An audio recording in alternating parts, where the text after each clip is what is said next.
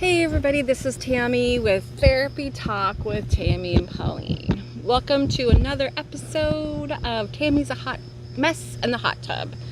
Actually, that's just a kooky title, but basically this is my second purposeful entry into just my Dementia Diary, I guess. So this one's going to be quick, I think, although I do a lot of rambling.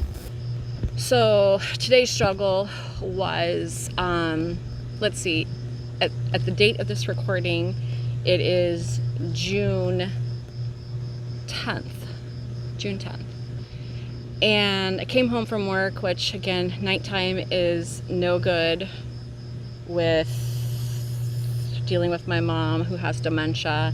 If you want to learn more about it, watch the first video about this. Hopefully we can link it up here somewhere.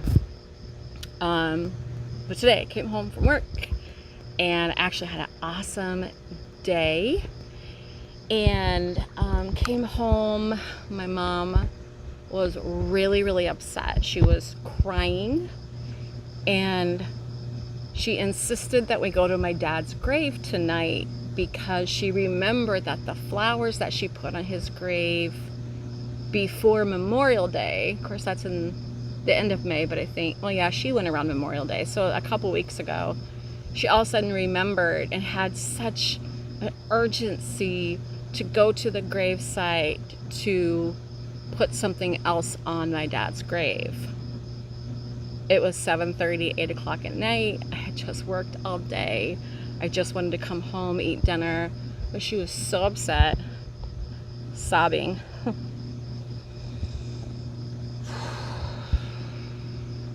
We have this little plaque in our front yard coming up the steps to the porch that somebody gave her when my dad died, so that was in 2011. And she wanted to go put that on his grave. And again, there was an urgency. She later on said that she feels like she's going nuts. She feels like she's going crazy. She doesn't know what's going on, and it's really scary. So I just want to make sure in my diary that I really focus on how scary and awful it must be for her to be a stranger in her own mind. I mean, there's times I get ditzy and confused, and I don't know what I'm doing, where I'm going, lose track of things. But that really frightens me to see the type of confusion she has. It makes me feel bad for focusing on myself and how I feel about the disease and how I'm reacting. Initially I was like, oh, this is how I'm reacting. I can only control my behaviors, my actions, my responses. And so my last video was more about like, this is what I'm dealing with. But she is fully aware at times that her memory is awful. She feels herself going crazy. She feels like there's nothing she can do about it, and it's really terrifying and scary. She says that a lot. So like I talked about in the last video, a lot of times I will hold her and hug her while she cries on my shoulder, and I try to distract her. It just comes out. And how I distract her is, hey, do you want to go get ice cream? If she agrees, I take her to Dairy Queen and everything is okay. So guess what came out of my mouth? She's crying. She wants to go to Dad's grave. It's been a long day. I just want to rest and relax. I go out and pick up the plaque from the front yard, and I don't think it's a good idea to put it on his grave, but I comply. I shake my head. I sigh. I'm frustrated because I want to do my agenda. But we get in the truck and we head out after we get ice cream. Ice cream is helpful, and it is good for your mental health.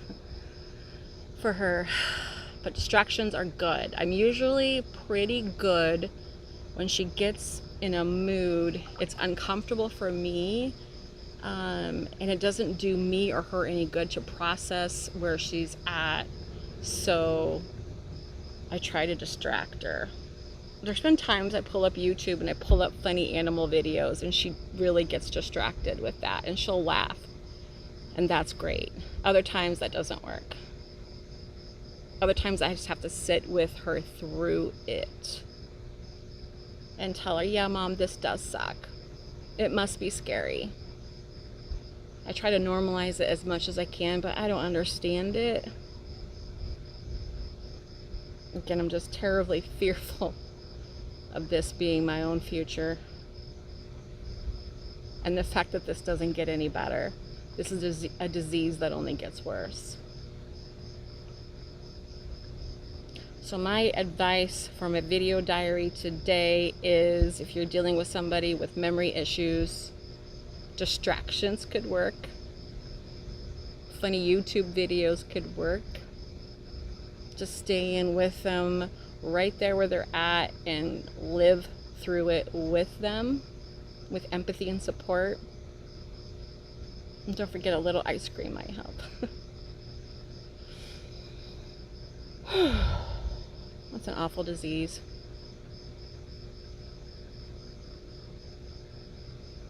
Not only awful for everybody else around, but it's obviously awful for her.